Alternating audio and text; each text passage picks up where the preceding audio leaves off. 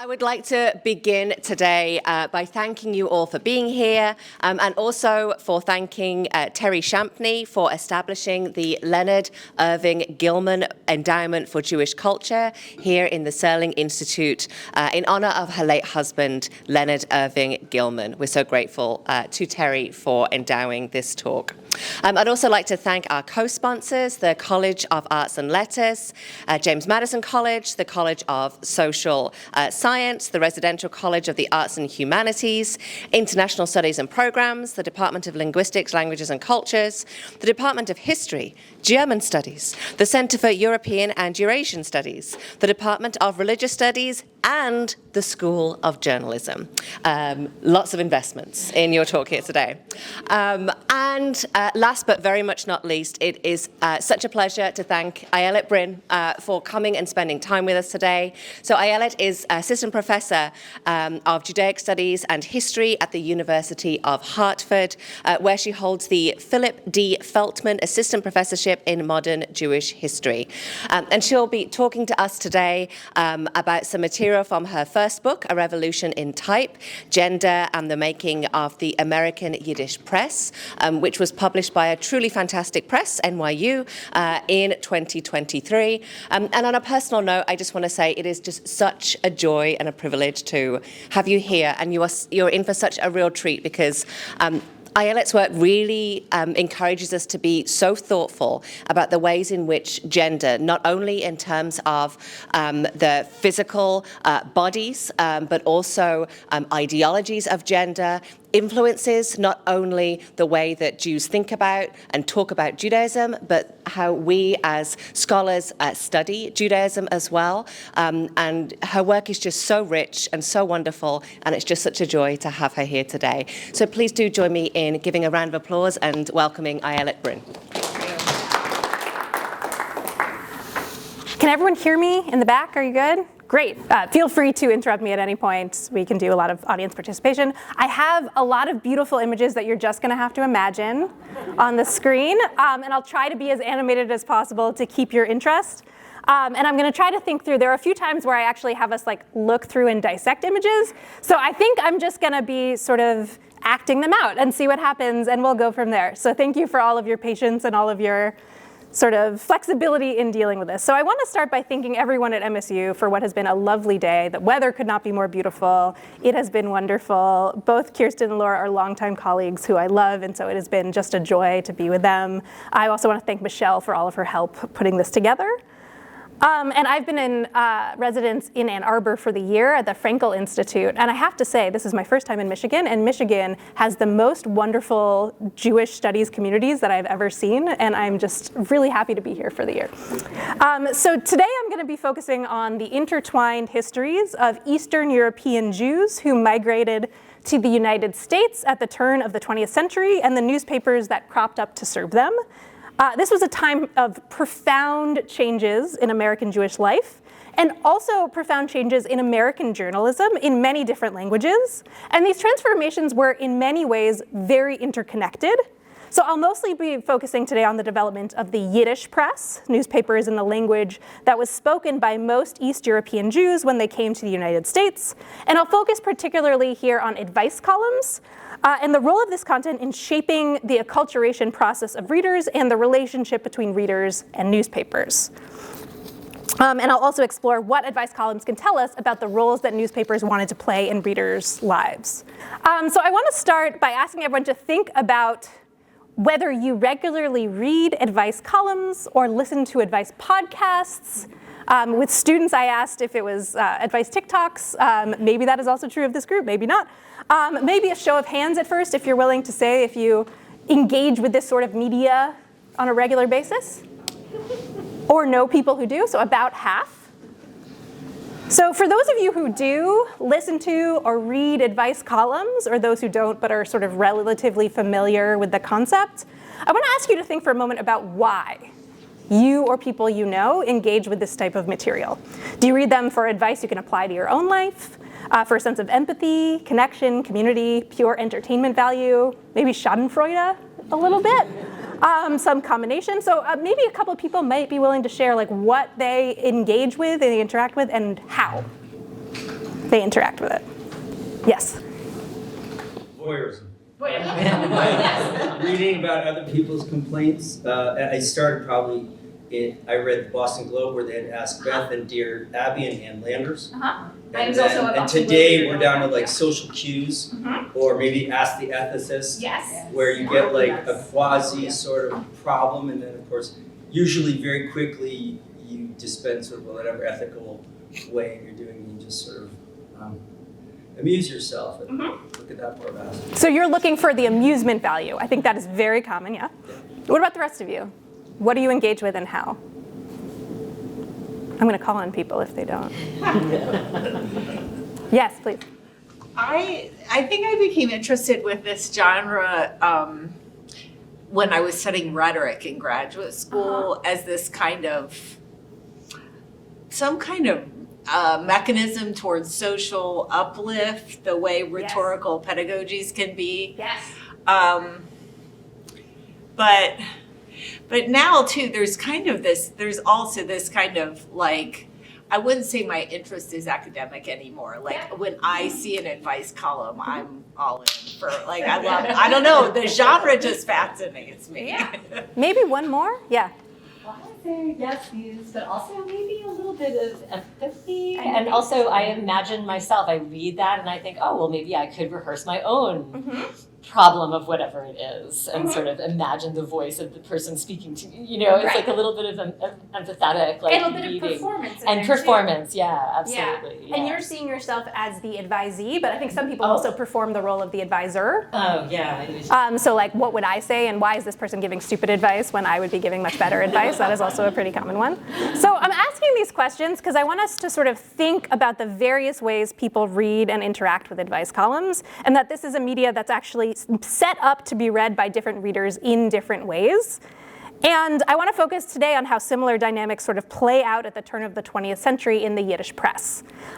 Historians and literary scholars tend to look at advice columns as sources to reconstruct the lives of Yiddish-speaking immigrants.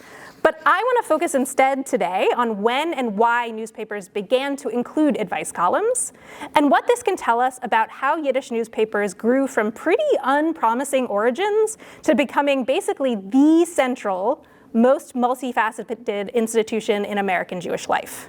So first, a few words about Yiddish and the Yiddish press. Some of you may be very familiar with this background, so apologies, but some of you may be very new to the study of Yiddish culture, so I just want to say a few words. So Yiddish is the vernacular language spoken mainly by Jews of Eastern European descent. It has elements of Hebrew, Russian, German, Polish, several other languages.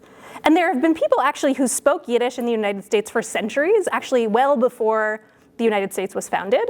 But the number of Yiddish speakers in the United States rose dramatically at the turn of the 20th century with the beginning of waves of mass immigration that started in around the 1880s and continued until the 1920s. So the first Yiddish newspapers in America actually began slightly before this wave in the early 1870s. So it's really interesting. The first of these institutions were actually not set up by Jews. They were set up by the New York-based Democratic political machine, Tammany Hall. Has anyone heard of Tammany Hall? What do you think of when you think of Tammany Hall? Corruption, and usually immigrants, taking advantage of immigrants. And some of those immigrants were Jews. And so they saw Irish as well. But all new immigrants, basically, they saw as untapped voter bases that as soon as they were able to vote, they should figure out how to get them to vote for Tammany Hall candidates. And newspapers were a great way to do that. So all of these early newspapers were very unsuccessful and very short-lived, usually running for a handful of issues or coming out very irregularly. And if I had my screen right here, I would show you the earliest image we have of a Yiddish newspaper in America from the early 1870s. And you can see there are parts of it that are handwritten, because there isn't a lot of Hebrew type in the early period as well, which is another reason why it is really hard to publish a Yiddish newspaper in this early period.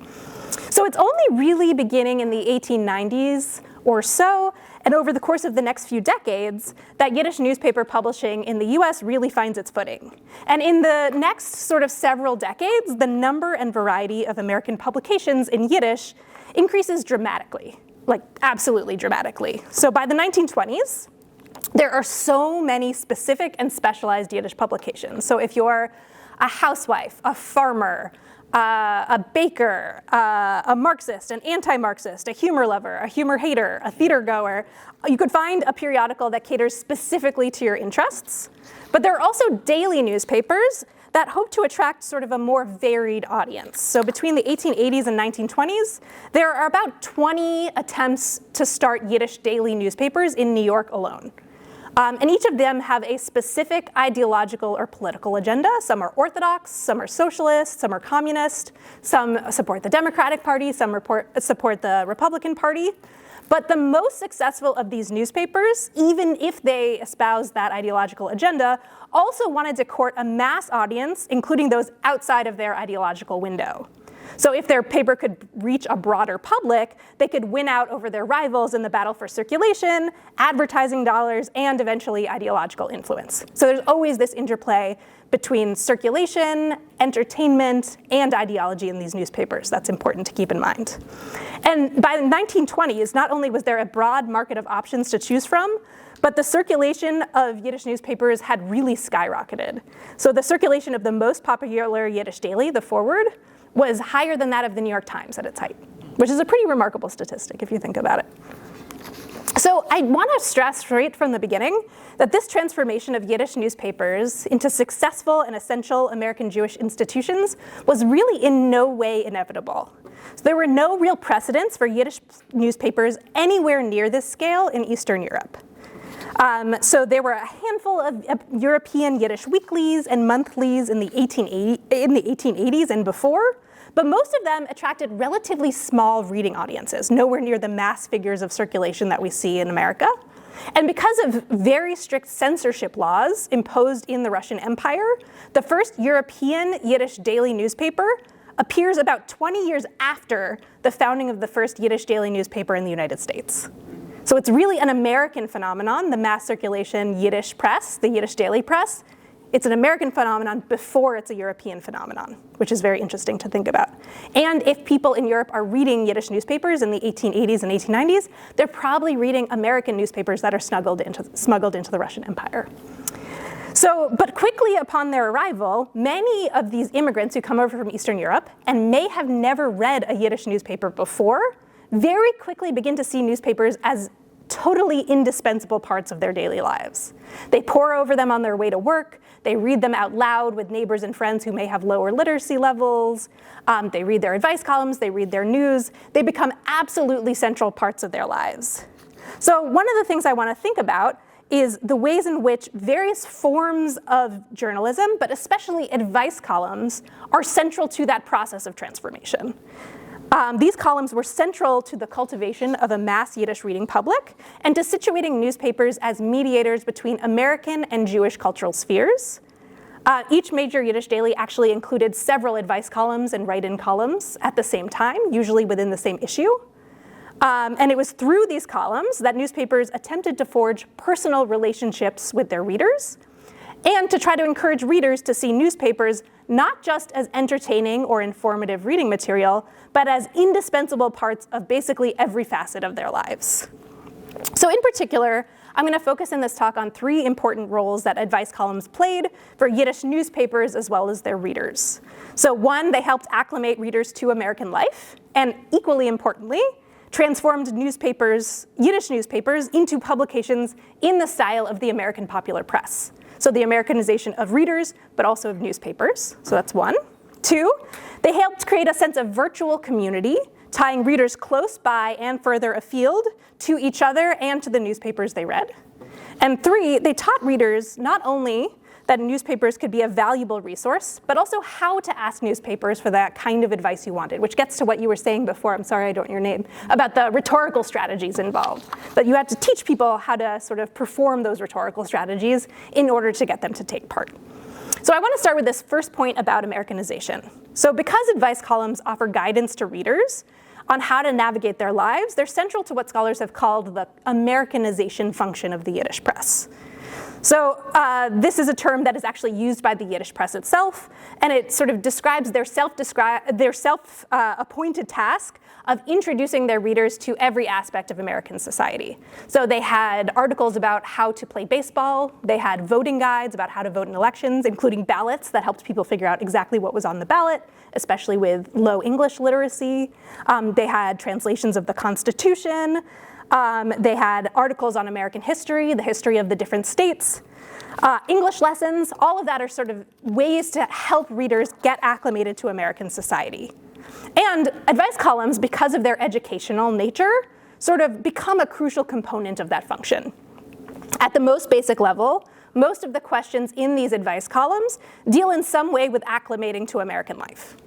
So how do you find a potential spouse if matchmakers are passé, for example? How do you deal with the fact that your children might have a different understanding of acculturation than you do? How do you find a job? How do you become a citizen? Advice columns are just full of all of that sort of questions, which show readers really hungry for that kind of information. And if you think about it, when you're viewing it in this light, encouraging immigrants to read and rely on Yiddish newspapers can be seen in and of itself as a form of acculturation, because these are cultural practices that most East European Jews only start after they arrive in the United States. So they did not have those practices in Eastern Europe, so becoming Yiddish newspaper readers is itself a form of Americanization, even though it's not happening in English, which is interesting to think about. So for hundreds of thousands of Eastern European Jewish immigrants, maybe even more, probably towards the millions, the process of encountering America was intertwined with the process of becoming reliant on newspapers to interpret American life. Those things are really deeply interconnected. But I also want to stress at the same time, as I said before, that advice columns were equally important to the acculturation of the Yiddish press itself.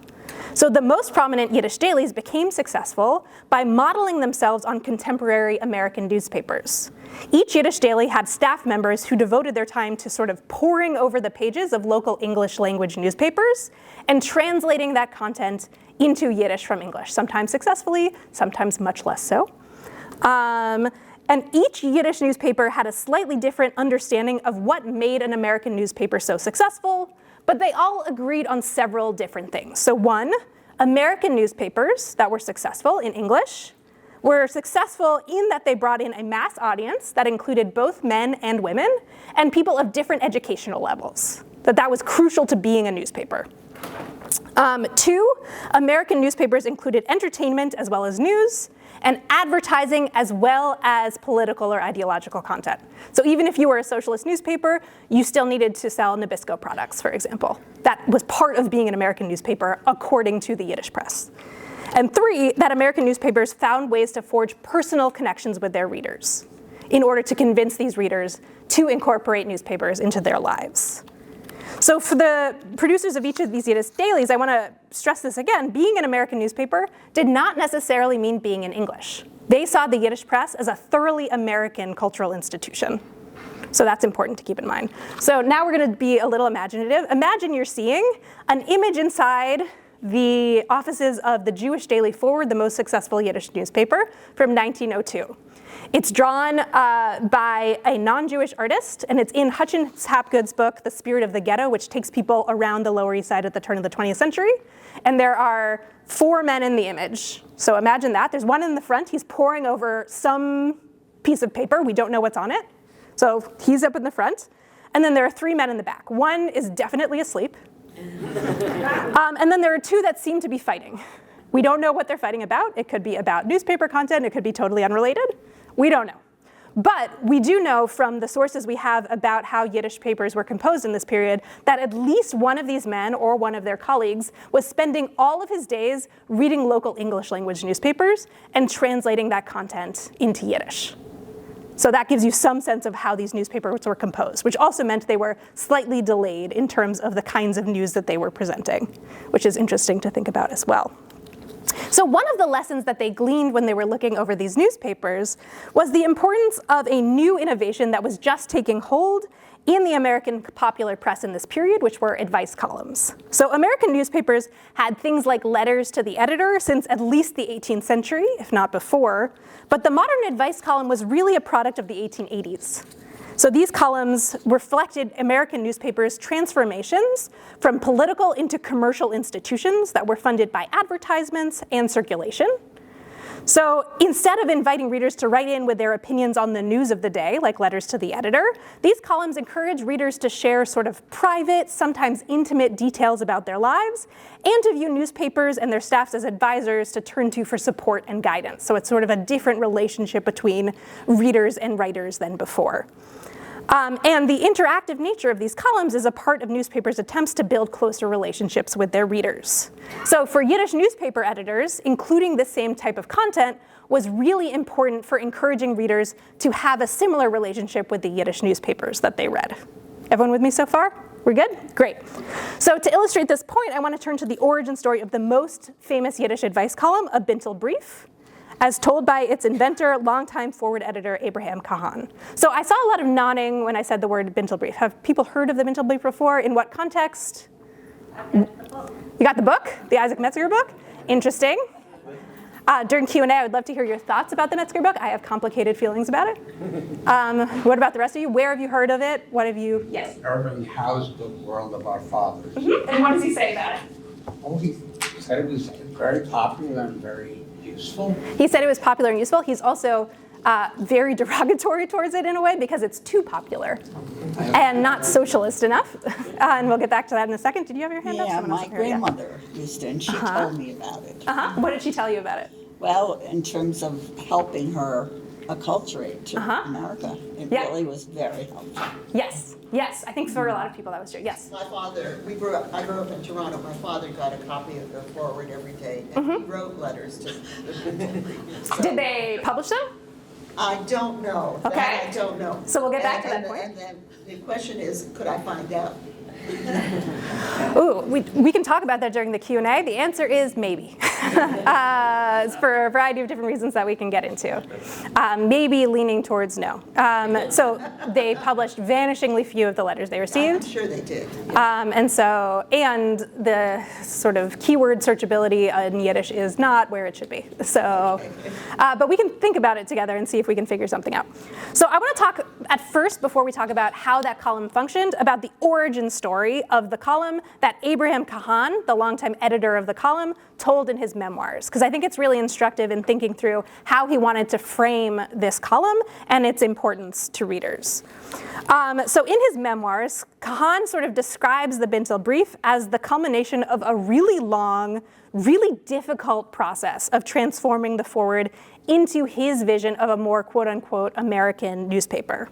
So he's one of the founders of the Forward, which is the foremost socialist Yiddish daily, in 1897, but he quickly leaves within a couple of months because he's not given full creative control, and he has lots of fights with the other people on the staff. That was a very common thing in that period, still today, but especially in that period. So he leaves for 5 years and works for English language newspapers, writing sort of things about immigrants in the United States, both Jewish and non-Jewish, and trying to introduce immigrant neighborhoods to non-Jewish readers of newspapers. That's what he's doing for 5 years before he moves back to the Forward. He gleans the value of advice columns as methods to both fill newspapers with human interest material and to build relationships with readers. And when he returns to the Forward, which is in sort of late 1902, he immediately begins trying to figure out how to add in this type of material to the Forward, which it hadn't had before. So he begins encouraging readers to write in with stories of their lives that he can publish in the paper. So he explains to readers that, quote, many people who have never written anything for print in their lives have good stuff in it, as the American critics call it, end quote. It was just a matter of teaching readers to describe their experiences in the right way.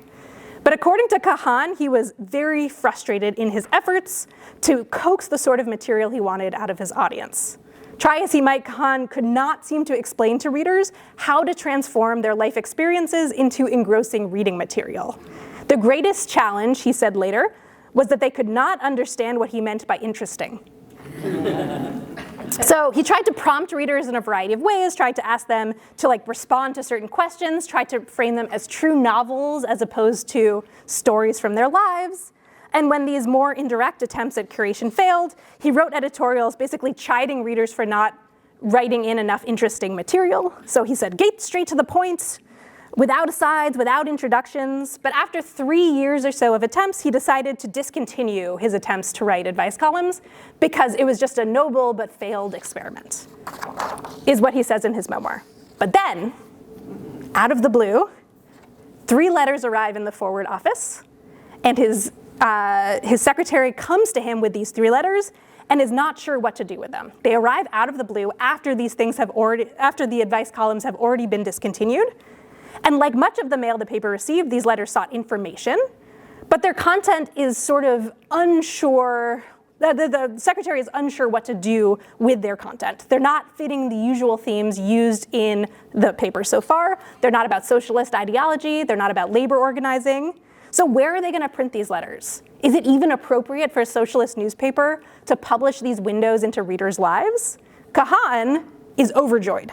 According to his memoirs, these 3 letters represent exactly the type of material he's been trying to coax readers to publish for many, many years. He's particularly taken with one of the letters, which is from a woman who asks to confront her neighbor through the newspaper. Her neighbor, she believes, stole her watch and pawned it for money. And she wants to talk to the woman through the newspaper, not to say that she's mad, although she is, but to say that she understands, that they're in a rough position being working Jews on the Lower East Side, and that she wants to express some sort of empathy for the plight of this woman. So this sort of fits with all of the different things that Kahan wants to do with his newspaper. So it reflects the struggles of workers' lives, which aligns with the paper's socialist values. It's also full of emotion, so it serves Kahan's desire for engrossing human interest content. It's also written by a working class housewife, which Kahan at this time was very interested in having be part of the Forverts reading audience, mostly because he assumed advertisers were interested in publishing in a newspaper where women were reading the newspaper. So if you can show that women are reading the newspaper, more advertisers will come to the Forward.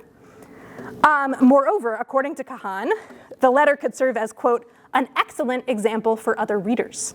So Kahan decided to publish these letters, short responses by him, and in his words, an explanation of why they are interesting in the paper under the title A Bintel Brief, which means a bundle of letters. So that's how he tells the origin story of A Bintel Brief. So in his telling, the origins of this column are a direct result both of sort of authentic, spontaneous outpourings of emotion by readers and a long, grueling process of encouraging readers to read and respond to the Forward in exactly the way that Kahan wants them to. So it's an interplay between those two things. He emphasizes that these letters arrive out of the blue after the Forward had discontinued these write-in columns, but also, one quote from his memoirs, is that it would never have occurred to them to send this sort of letter to us if we had not shown the public all the time that worldly concerns, things full of human interest, are important for a newspaper, end quote. So the themes that Kahan highlights here are key to understanding the role of advice columns, not just in the Forward, but in the Yiddish press as a whole. While the Bintel Brief is by far the most famous, it's not the only advice column, as I said before, to appear in Yiddish newspapers. In fact, every Yiddish daily experimented with a variety of these features. Some are very much like the Bintel Brief. Some are much more specific in content, like columns on health or childcare or studying for the civil service exams. And together, these features invite a range of reading and writing practices, and together forge sort of a complex, layered relationship between newspapers and their readers. So I want to turn back to the Bintel Brief for a sec, and especially this origin story, because I want to poke some holes in it, because I have some questions about this origin story. So one American advice column, Advice to the Lovelorn, seems to have been a particular source of inspiration for the Bintel Brief. So Advice to the Lovelorn was run by a woman named Marie Manning, who's better known by her pen name Beatrice Fairfax. She was a relatively famous pioneering female journalist. So her column debuted in a newspaper called the Evening Journal in 1898. Like the Bintel Brief, this column printed reader letters in full, along with long responses by Beatrice Fairfax, which was relatively innovative at the time. Usually people would have summaries of both things as opposed to the entirety. So I want to talk about the ways in which Marie Manning talks about Advice to the Lovelorn in her memoir, because I think it's instructive. So because there are striking overlaps between how she talks about her column and how Kahan talks about his column. So similar to Kahan's narrative, so in her memoir, Manning describes her column as a sort of organic, spontaneous outgrowth of 3 letters that come out of the blue to the Evening Journal office. Like Kahan, one of her coworkers comes up to her desk while she's working and shows her these 3 letters, which are, in her words, full of genuine human appeal and tragedy and comedy. However, this colleague felt that they didn't fit with the themes that the newspaper explored already. So Marie Manning / Beatrice Fairfax suggests using these letters as the basis of a new department. So both Kahan and Manning's origin stories obviously incorporate narrative strategies that encourage certain understandings of the columns these journalists would go on to write. They even share several common features, including the spontaneous arrival of 3 letters, perfectly suited for the type of column they wanted to write. Both also use the words tragedies, comedies, and genuine human appeal in their narratives. So I've been trying to figure out exactly what the origin is here, and I'm not exactly sure. So Manning's column comes out about 8 years before Kahan's column, before a Bintel Brief. So it's possible that he is influenced by her in that way, but Marie Manning's memoir is actually 2 decades after Kahan's memoir. So the place where she has this narrative written down is later. So it's a little unsure who is being influenced by whom, or if there is a direct influence between the two, or whether it's more that there's sort of a shared understanding in American journalism at this time that the way to think about advice columns is about this sort of fusion between entertainment and human interest and need, all of those things sort of together. So in his introduction to the first Bintel Brief, which was on January 20th of 1906, Kahan emphasizes the connection between his decision to publish this column and his overall sort of desire to infuse the paper with human interest material in the style of the American popular press. So he has this paragraph at the top that says, among the letters which the Forward receives, one finds many that have a general human interest, as the American critics call it. That is what it says at the top. And then he says, we will collect them and print them here under the name of Bintel Brief. So this is directly prompting his readers to consider this a thoroughly American phenomenon right from the start. And again, under that, he emphasizes letters that people send in should not only describe the issues that they're facing, but should do so in a way that would be interesting to other readers, which is equally important to him. So over the course of its next few months of existence, the Bintel Brief takes on the contours it continues to have for decades to come. The column usually includes about 1 to 3 letters, sometimes with a summary of their contents at the top, sometimes not. And the themes covered in the letters vary from romance to tensions between parents and children, quarrels between coworkers, neighbors, and friends. It's really varied. And the advice seekers include both men and women of a variety of ages, religious ideologies, backgrounds, everything. It's a really varied group of people. And I want to turn for a second to thinking about how these columns are run behind the scenes, because I think they're very instructive as a historian for thinking about what we can do with these columns and how we can use them to understand the past. So throughout the run of the Bintel Brief, which is decades and decades, the Bintel Brief is the purview of 2 staff members usually. So there's one that's in charge of choosing which letters to print, and there's one that's in charge of responding to the letters. Those are 2 different people usually. For its first few years of existence, a man named Leon Gottlieb is the one who sorts through the submissions and quote unquote corrects the language, which we're going to get back to in a second.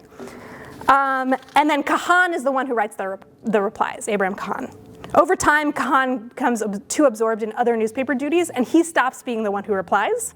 But all of the replies are anonymous, so people who read the newspaper assume he is still the one writing the responses. He is not, but people assume that that is who they're talking to. So the way that the Bintel Brief functions behind the scenes is important in a couple of different ways. So first, it highlights the fact that editors obviously did not print every letter that they received. So it's unclear whether they would have published what your father had or not. It's a good question to ask. Instead, they carefully select which letters to print. In his memoir, Kahan says that they were thinking through, based on sort of the most common submission topics. And it's possible, but there are also a variety of other ways in which they could have decided what to publish and what not to publish. And we can talk through in the Q&A, if you want to, how you think they might have decided. And we also do not have the original submissions. These newspapers got rid of them immediately after, so we do not know whether these letters are representative or not. So we can think about that together in the Q&A if people are interested. So the second and definitely thornier issue has to do with the correcting of Bintel Brief submissions. So throughout Kahan's career, many Yiddish journalists, including Kahan's loudest critics, assumed that the improvements that editors make to the Bintel Brief went well beyond the correction of language and extended either to rewriting submissions, whole hog, or to fabricating letters, when the forward did not receive letters that fit the themes they wanted to explore. So there isn't perfect evidence here. As I said before, they were not in the habit of keeping letters. So I have no sense whether throughout the run, how representative these things are. What I do have, which was immensely helpful for my research, is there is one dissertation from the 1930s where they allowed this one social work graduate student to look at original letters and the published versions. I don't have a sense if they gave him all the letters or not. I don't have a sense, but this is something. This is some amount of information, and his findings are really fascinating. So what he found is that generally, not always, generally, they do base letters published in the Bintel Brief on actual letters they receive from readers, but that they transferred them so dramatically from the original that it would be a mistake to see these published letters as sort of authentic, unmediated expressions of immigrant life. So he points to editors' tendencies to sort of change, add, or enhance a couple of things. So first, this makes sense now that you think about it. All of the letters are sort of changed so that at the beginning they include some sort of stock phrase about how much the reader loves the forward. You can see why they might include that, or like how much the editor is helpful, et cetera, et cetera. So that's one thing. They often reorganize letters to make them easier to read. They correct the grammar, that also makes sense. But they also changed facts in the stories to make them more interesting, which is also interesting to think about. So this sort of all emphasizes the fact that a major function of this column is not only to advise the individual reader who is getting the answer back, but to entertain a broader pool of readers. And that requires a sort of a process of curation and change to transform them into reading material for the paper's broader audience. So that adds to this level of complication to them as sort of unmediated sources on the past. So the fact that the Bintel Brief was so central to Kahan's attempts to transform the Forward into a popular newspaper makes it a prime target for many of his harshest critics.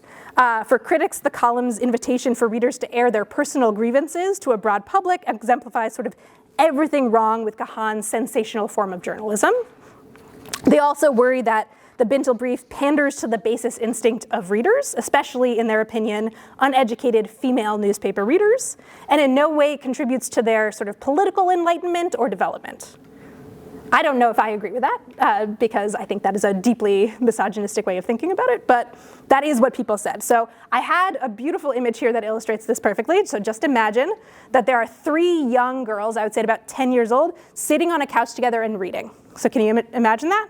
So 2 of them are reading serialized fiction that had recently run in the Forward, which was another form of journalism that people said was immediately trash.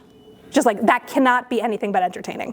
Again, that is problematic, but that is what they said. The 3rd girl is reading a Bintel Brief. So that's what we see on this image. It's a political cartoon. And under it, it says, in quotation, the educational work of the Forward on the East Side. So you can see here what the critique is, the idea that they're claiming to offer readers guidance or practical education or political ideology, but in reality, they're filling their heads with juicy stories. That's sort of what they're saying. Yes? Question, I'm sorry. Yeah. For contemporaneous readers of the Bintel Brief, or did the Bintel Brief itself, or was it understood by contemporaneous readers that this was meant to be accurate letters, or was it sort of understood that this was entertainment value? What did the readers themselves think? It's a real mix. It's a real mix. Some definitely assume that it is real, based on the kinds of evidence we have, which is memoirs, anecdotal evidence. Some, especially people who are involved in newspaper writing, do not assume it's real. And so one of the things to think about is that the way that this column functions, it's supposed to function for both of those readers at the same time, even if those are not necessarily the same kind of reading practices. Does that make sense? Any other questions where we are so far? No? When was the graduate student's dissertation, what year? The 1930s. So it was written between 1930 and 1933. So almost 30 years after the beginning of the Bintel Brief. So we also don't know if that says anything about earlier periods. What he has are interviews with people who wrote a Bintel Brief, and they are not reliable sources. So it is a little hard to tell what to do with that. Yes? You had mentioned the idea from Kahan's memoirs that educating people about what was interesting was an important sort of pedagogical sort of goal there. And then you use the word revised for interest. Yes. And I felt that those were two different things, that the first one was more about focus and the sort of rambling and not getting to the point, or economy, when you used it in the case of Khan. And it sounded like your sense of looking at that process from what evidence you gather, there's a different sense of interest there. It's both. So it's both about actually ease of reading. So like standardizing grammar, standardizing spelling. Yiddish as a language is not standardized until well after the publication of these newspapers, until the 1930s. So people are spelling everything willy-nilly. That's confusing. So it's things like that, but it's also what kinds of stories do people want to hear? Which is partly about sort of what is representative, but also what is juicy and what is sensational. And both of those are sort of at play for him. Yeah. I am struck by the fact that this newspaper had such a large circulation, which meant it was written with Hebrew lettering, correct? Not transliterations. So that means that there was a large population, not just of men, but of women that were literate in Hebrew. Well, literate in Yiddish. In Yiddish, but Hebrew letters, yes. Okay, and the orthography. So yes, there is. There's a large population of literacy, and the literacy changes over time. So one of the things that's happening in American newspapers in general, in English, is that part of the rise of sensational journalism with like big splashy headlines and big pictures is because it is meant to draw in readers with low levels of literacy as well as other readers. And so that's another thing that Yiddish newspapers are able to take in with them as well. So readers are engaging with it at whatever their level of literacy is. So sometimes they're just looking at the pictures. A lot of people are reading things out loud to less literate people in their lives. And a lot of this content is relatively easy to read and becomes more difficult over time to grow with the readers.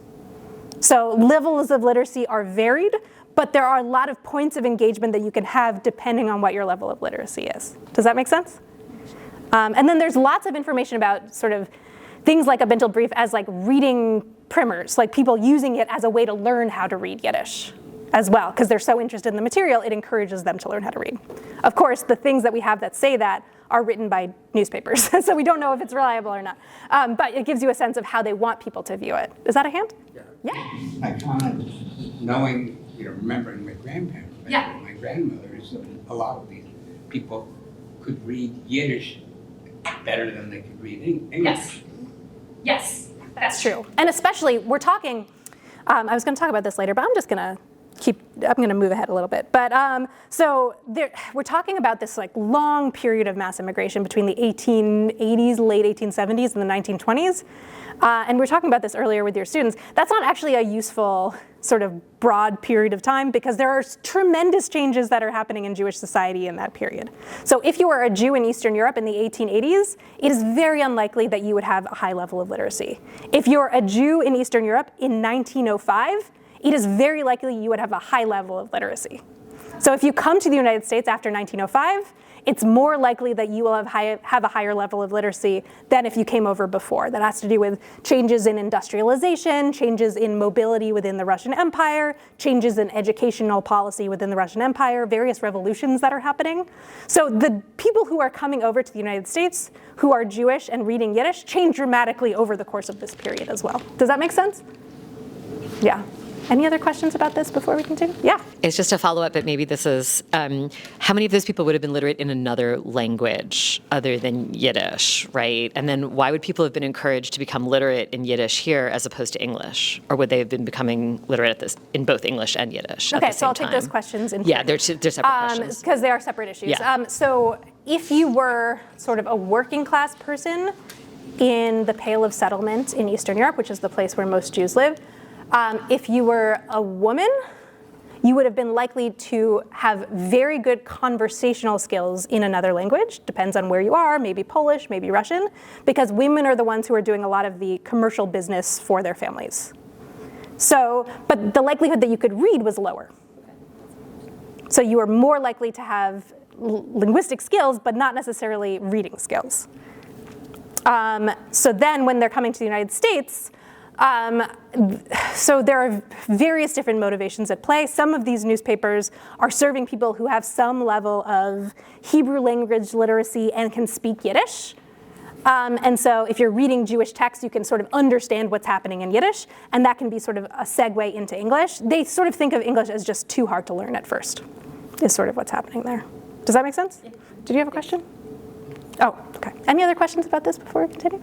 So what you mean by high literacy and low literacy? High literacy would be a capacity to speak and write well. Yeah, I'm curious what you mean when you say high literacy. So like one is about spoken versus written. Okay. So like those are very different skills for some people. Like the idea of what you can speak when you're at the market is different than like whether you can actually read something. But then also what we have, and this is incredibly annoying, to sort of think about literacy of Jews in Eastern Europe in this period is census records. And census judges your literacy based on whether you can write your name. That tells us nothing about whether someone can read a newspaper. So like saying someone is literate is like that low level of literacy. Like there's some amount of being able to do something, but that can tell us very little about whether they can actually like read a book, read anything. Yeah? Actually, I was a little surprised when I was reading somewhere, and I was seeing these signs where there's photographs from New York from the early 20th century, and a lot of the Yiddish that you saw like on storefronts was really basically English with Hebrew letters, right? And so I don't really have a question per se, but I was wondering if you could just sort of address what effect the newspapers may have had on language or vice versa as Yiddish was transforming from this non-English influenced European language to what we see in the United States. Yes, that's a great question. So this phenomenon you're talking about is usually referred to as Yinglish, so Yiddish, English together. So one of the things about Yiddish as a language is it's highly malleable. So in Eastern Europe, the Yiddish you would speak would be very different if you lived in what is now Lithuania versus what is now Poland. That includes like whether there's a neuter term for gender or not. Like some of them have it, some of them don't. The accents are different. The words they use, the vocabulary is different. So this is always a language that is influenced by the world around you. And so that's just sort of transplanted to the United States, and they start to pick up more and more English in the United States as well. And so it's part of the sort of structure of the language from the beginning, but is more sort of understandable to us when it is an American phenomenon. So are we seeing in these, I mean, I remember my grandparents reading the Forward, right, now, and of course I couldn't read it at the time, or now. But my question is, maybe just since you're talking about the Bintel Brief and these kinds of things, I mean, did you notice, or was it the case that the Yiddish became more Americanized as time went on? So that's a good question, and we used to think yes. I would argue no, because of these waves of immigration. It's not that people are coming over in the 1880s and then are reading through the 1920s. It's continuous, these waves of immigration. So already in the 1880s, there's a ton of this in the Yiddish press because they are already worried that some of their readers are living their lives in English. And so they want to include some amount of English to appeal to them, and because their own syntax is influenced by English. So it's sort of a constant sort of refreshing of the audience rather than sort of easy change over time, which adds to the complexity of these sources. Does that make sense? Yeah. Since we're talking about language, yeah. Also, how are we doing on time? I wanted to ask about the translation. You talked about translating from English papers, so then there's a delay. And I think you said something about unsuccessful translations. And I was wondering what you meant by that, like linguistic level, a cultural level? Both. I'm going to give you an example that sort of illustrates all of this. So again, this is going to be about change over time. So when we talk about the early period of the Yiddish press, there is an understanding that English language newspapers should be the model for Yiddish language newspapers, but Yiddish newspaper writers, the journalists, don't have very high English language literacy. So they're trying to pore over these newspapers and they don't really know what they're doing. So they're translating things word for word from a dictionary, which is going to lead to obvious issues, and they're misunderstanding things. I told your students one example, which is my favorite example. was really good. It's a great example. I'll share two because they're both great. And if you've read Irving Howe, some of these are in there. So these are great examples. So there are two warring Yiddish newspapers in Philly. They both sort of compete to have the most sensational news that they glean from the English language press. And so they read their rival newspapers and are like, did we get the good news? Do they have news that we don't have? Did they scoop us? So they do that every day. And then one time, the editor of one newspaper opens another newspaper, and there's this huge blaring headline that is the most sensational thing he's ever seen. And he's like, how could we have missed this? And the blaring headline is, the Empress of China has come to America to look for a husband. So he's like, that is the coolest story ever. It's so interesting, it's so sensational, how could we have missed this? So he decides to go back through his sort of stack of English language newspapers that he looked through for his own research and be like, where is this story? How did I miss it? And what he finds is this small ad for a ship at the bottom of a page that is called the Empress of China. And the Empress of China is on its maiden voyage. And he's not able to understand the difference between an ad and not ad, which also these newspapers are trying to make it so that it's hard to understand the difference between ads and copies so that you can buy more things. But he also just like doesn't have the cultural context, the language skills to understand what is happening in this newspaper. And then he just makes up a story because his English isn't good enough to know what's going on around it. So that's a good example from this early period, and there are plenty of examples like that. And then the other one is less about sort of translational error and more about sort of sensational models, but I love this story too. This same editor, his name was John Paley, and I just found out that one of the University of Michigan Frankel Institute fellows with me, his wife's great-great-grandfather is John Paley, this guy. Interesting. He's kind of like a shady character in Yiddish journalism, so interesting to think about.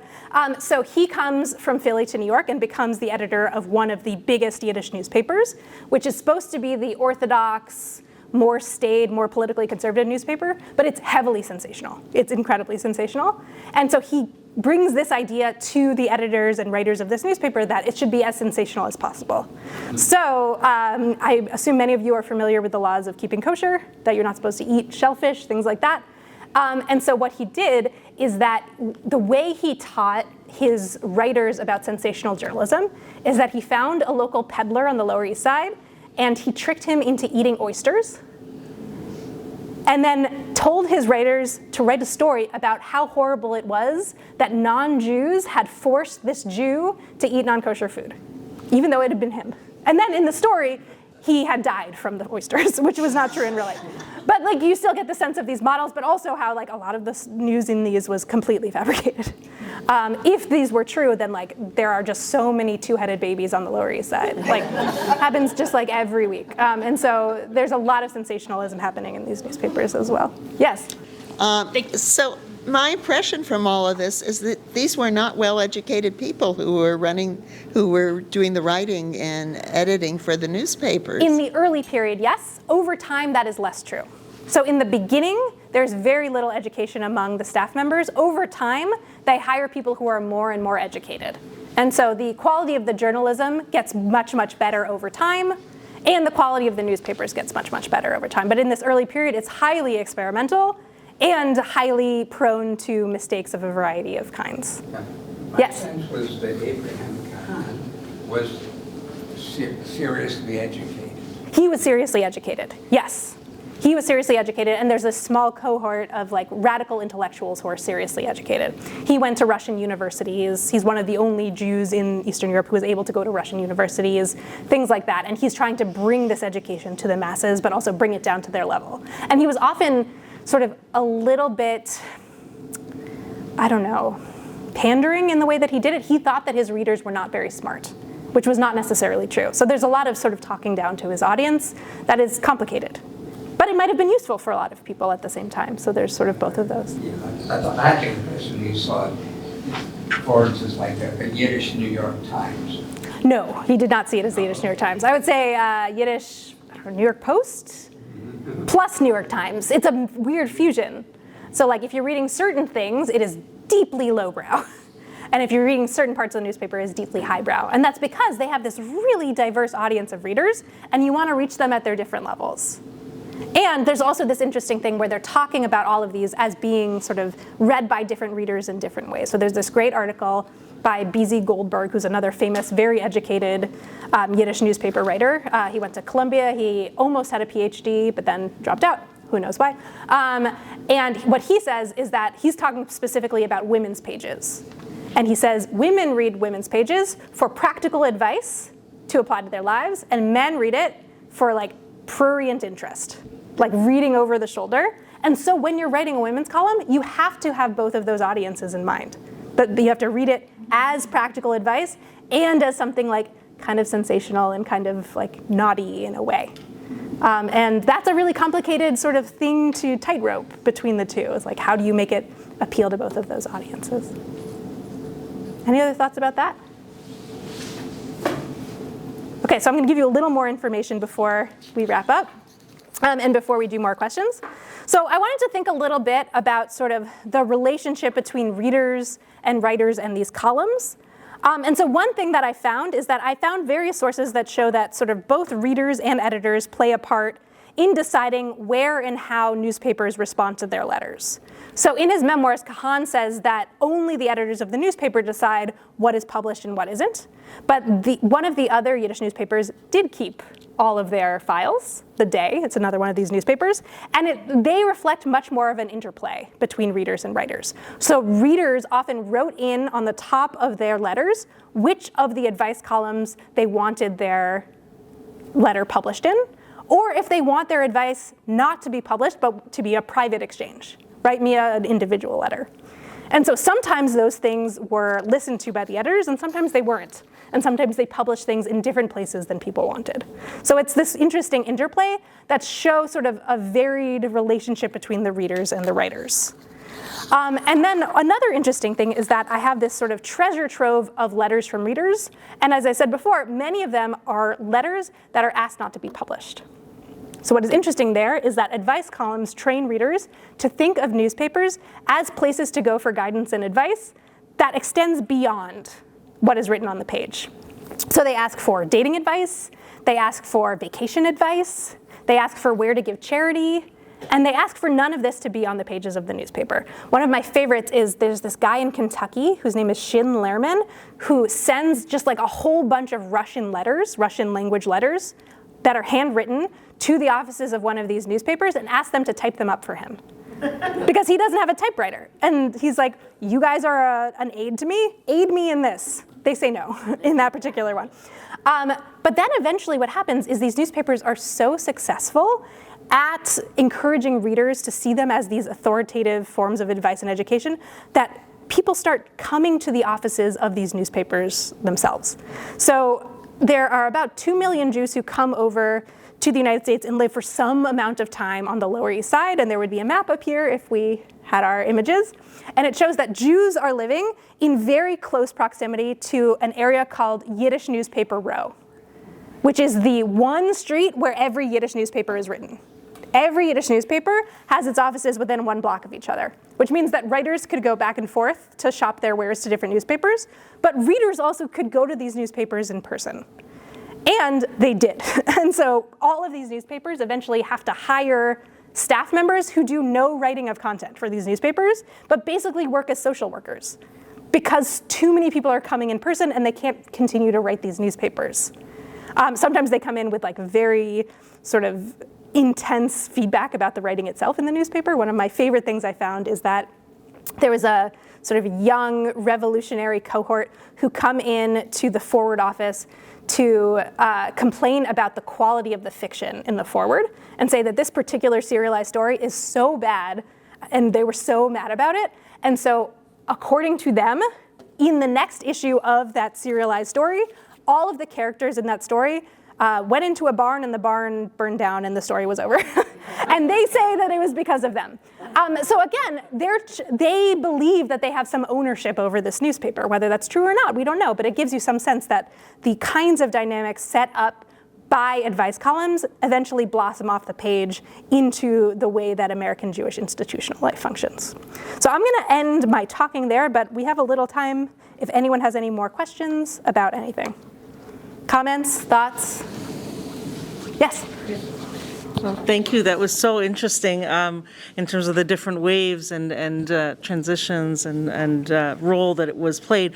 I think it's, I can assume the answer to this, but I don't know if you can walk us through kind of the decline then of some of these. I mean, one can have the obvious thing as people learned English better, that, they didn't rely on them anymore and fewer people spoke the language, but perhaps you have a more complicated story than one, I would give a hypothesis about. So thank you so much. Yeah. So I'm going to tell you a little bit about that broad trajectory.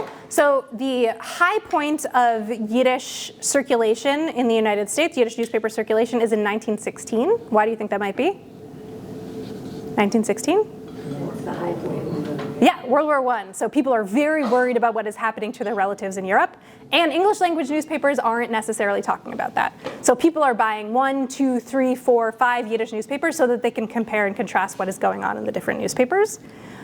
After the war, things start to decline, and there starts to be this process of consolidation. So these newspapers join in one another, which is complicated because of the ideological agendas of these newspapers. Sometimes secular newspapers and religious newspapers join together. So there's an interesting example where the Day and the Morning Journal connect, and the Day is secular, the Morning Journal is Orthodox. And so 6 days a week, the newspaper publishes as the Day Morning Journal, but on Saturday, it's just the Day, so that they can still be a religious newspaper. This is a story of consolidation, but that's not the whole story, because the forward circulation has not yet reached its high point, which happens in the mid-1920s. So people are still reading Yiddish newspapers. They're just reading them usually as supplementary reading material. And this continues after the massive wave of immigration stops in 1924 with immigration restrictions, which mean that new Yiddish speakers aren't coming over. But people are still often reading the Yiddish press. They're just often not reading it for the news about daily life. So they're looking for Jewish news, and they're looking for literature. So these newspapers sort of shift their agenda to talking about those things. And so they're still like an amazing resource, especially for literature. So Isaac Bashevis Singer, who would go on to win a Nobel Prize, he's writing most of his stuff that he's writing in the Yiddish press after World War II. For example, Chaim Grada, there was just a new translation of one of his books, I think it's called Sons and Daughters. That was published after World War II. There are several examples of this, of like magnum opuses that are written after World War II in the Yiddish press in serialization. So it's a story of decline, but not fully. But I think it's also important to keep in mind, and I very rarely talk about this in my research, but I should, that the Yiddish press is still thriving in America today. It's just a very different Yiddish press. It's Hasidic. So if you go to Williamsburg, for example, or Kiryas Yoel in upstate New York, there are dozens of Yiddish newspapers that have pretty high circulations. There's still a lot of people in the United States that Yiddish is their language of everyday life. It's just a different population than it would have been at the turn of the 20th century. Do they have advice columns? They do have advice columns. Okay, remembering, learning from a speaker who came to MSU, how he and a few friends in the Bronx had created a Yiddish-speaking community. But what was interesting was I had the impression from him that he thought that they were, essentially the only Yiddish speakers around. So I'm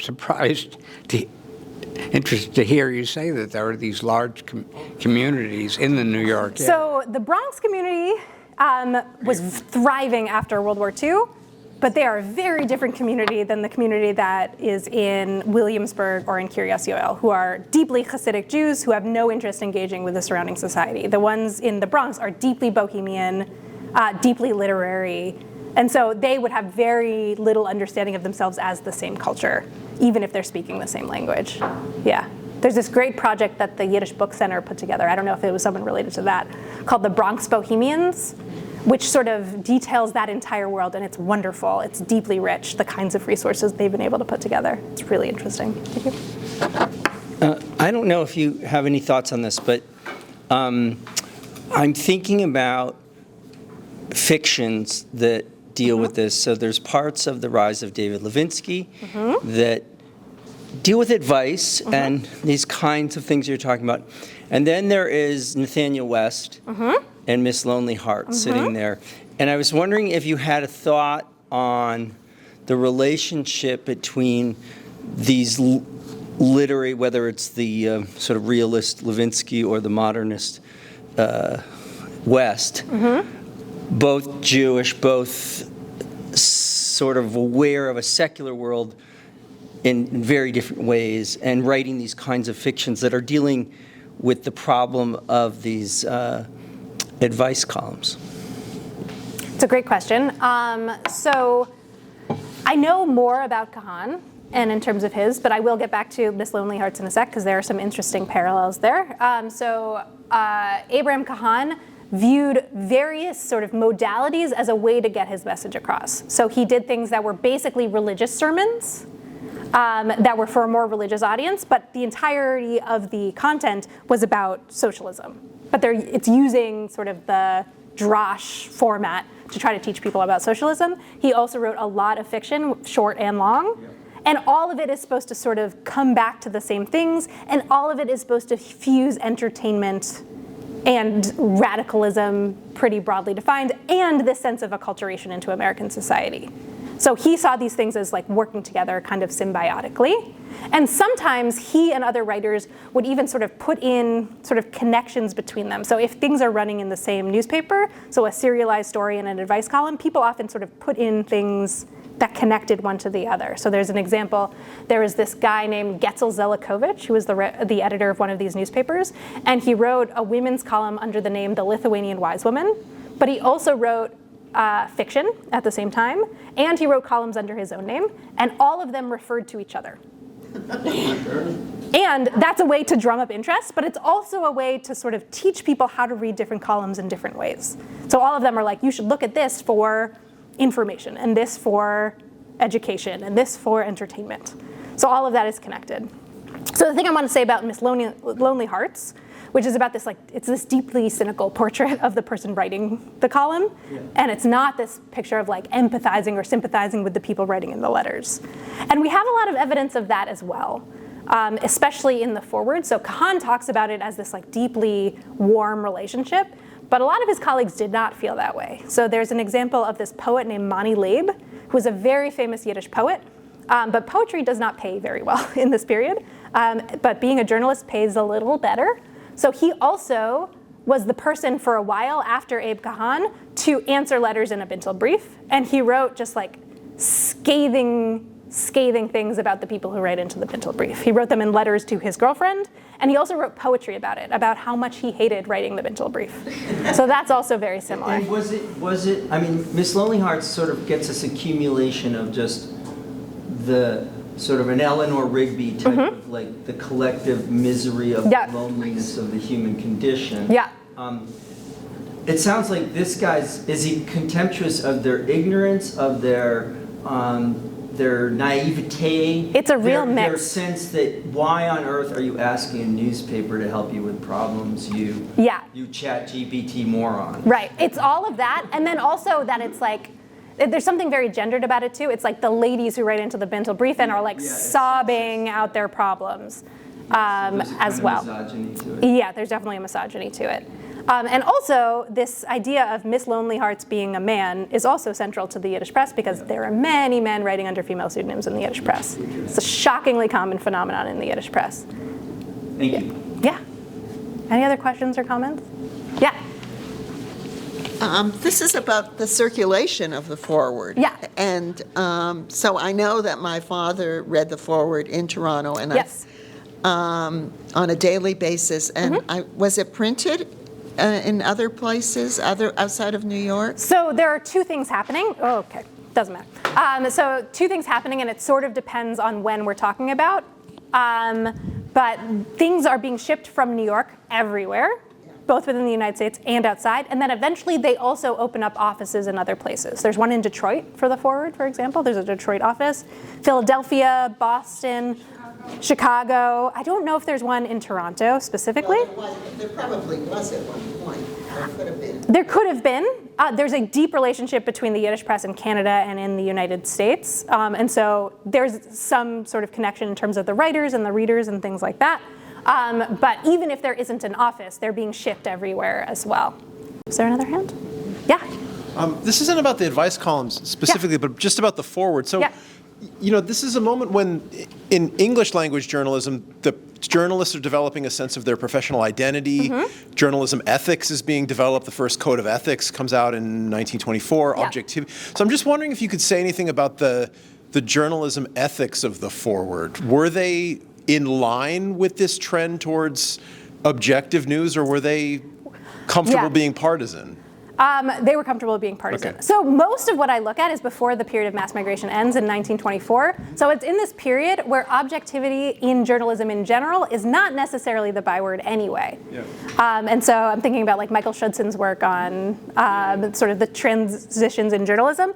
What they are really inspired by is the earlier periods of journalism, and that doesn't necessarily change even when objectivity becomes more of a sort of byword. So the Hearst-Pulitzer thing. The Hearst-Pulitzer thing, that is their model of what journalism is, and it doesn't really change. Like sometimes they talk about objectivity, but like they don't even really try at objectivity in any way.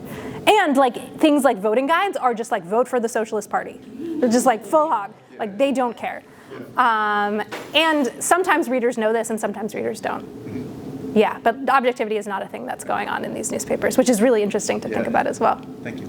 Yeah. Could you just tell us a little bit about your archives, about where you got the materials that you're looking at? Yeah, so that's a really interesting question.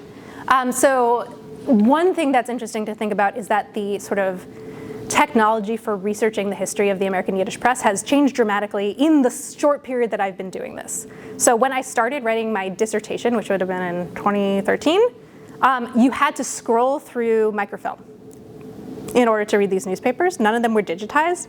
And the actual newspapers, do you work with old newspapers at all? Yeah. They fall apart in your hands. Like they just disintegrate. It's horrible. And it just gets on your clothes. It's disgusting. So you have to use microfilm. But between 2013 and 2020, basically every major Yiddish newspaper was digitized with this combined project of the National Library of Israel, New York University, the New York Public Library, and I don't remember who else, maybe the Library of Congress. And that was wonderful for me because I turned my dissertation into a book at the height of COVID. So I would not have been able to write my book if that had been true, because I would not have been able to get access to libraries. But all of these newspapers were digitized. There are pros and cons. One, the website that they've digitized, it is amazing. It is a miracle. It is so not user-friendly. It's horrible. You either can zoom in super close or super far away. And what I was sort of brought up to do was to scroll through newspapers so you could see everything. And that helps you see where are the ads next to the things? How does that change your reading habits? You can't really do that with these new kinds of things. Also, the keyword searching, the OCR technology, which is the technology where the computer recognizes words, completely horrible. It's so bad. So you can't search for the name of someone's father or someone's wife. You just can't do it. It's not gonna work. Those are small gripes because this is an amazing technology. So that's one thing that I read sort of full runs of newspapers from the 1880s through the 1920s. I read 12 newspapers. It was a lot. And then I read individual archives from individual writers because most of these newspapers did not keep their archives. And the ones that did keep their archives, I also read those. So it was sort of a mix between all of those things. I also read a ton of memoirs. Another thing that was digitized and made available by Hati Trust and all of these things during COVID. So I just read tons and tons of memoirs, especially to think about readers responding to these newspapers. I just read tons and tons of immigrant memoirs to try to see are newspapers a part of these memoirs? If so, how? Are they reading them? Are they not reading them? What are they reading? Things like that. Yeah. What's the status of the circulation of Yiddish newspapers today? That's a good question. What is the status of the circulation of Yiddish newspapers today? I don't know about the Orthodox press, the Hasidic press, because that's sort of outside of my purview. The Forward now, since 10 years ago, something like that, only circulates online. It's shut down its print edition, I think it's about 10 years ago. And for its last while, its print edition was only in English. But it is still available in Yiddish online, and so it is much harder to tell what the circulation is at this time. We don't have the same kinds of figures. Even the figures we have back in the day are not particularly reliable, because one person reads a newspaper, then they give it to their friend, and things like that. But we have much more of a sense of circulation in the earlier period than we do today. So we have a personal connection to the Forward. Yeah?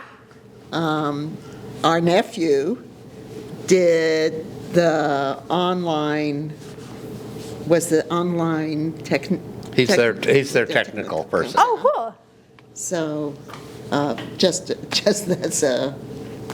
That's wonderful. My question is, when and why did you learn to read Yiddish?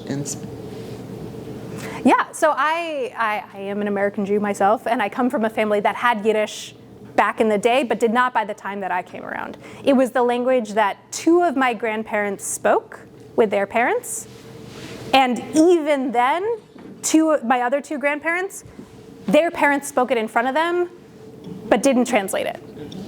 But my mom grew up going to the Yiddish theater with her parents, and they didn't translate anything for her.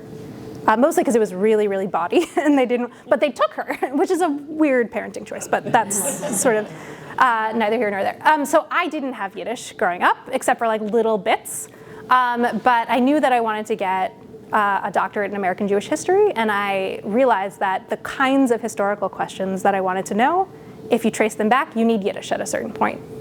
And so I started learning Yiddish, and then I fell in love with it, basically, is what happened there. And then I've been doing this ever since. Any other questions about anything? How are we doing on time? I think we've got time for one more question. One more question? Anybody? No? Well, you've answered a lot of Okay. Well, thank you all so much. This was such a delight. Thanking Ayelet for her